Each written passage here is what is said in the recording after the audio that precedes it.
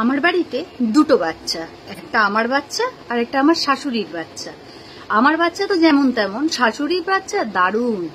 সে হলো একদম কচি বাচ্চা, যাকে বলে একদম ফুল কচি।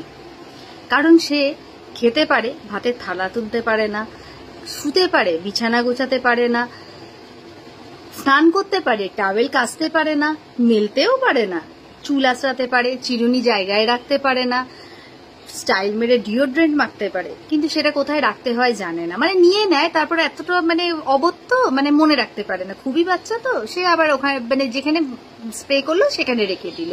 প্রেস করা জামা প্যান্ট পরতে ভালোবাসে, কিন্তু প্রেস কিভাবে করতে হয় জানে না। পরিষ্কার মোজা, রুমাল, একদম ফিটফাট জিনিস ভালোবাসে, কিন্তু ওগুলো কাচতে পারে না। মানে খুব বাচ্চা, মানে কিছুই পারে না, আর লিস্ট ওর ভর্তি।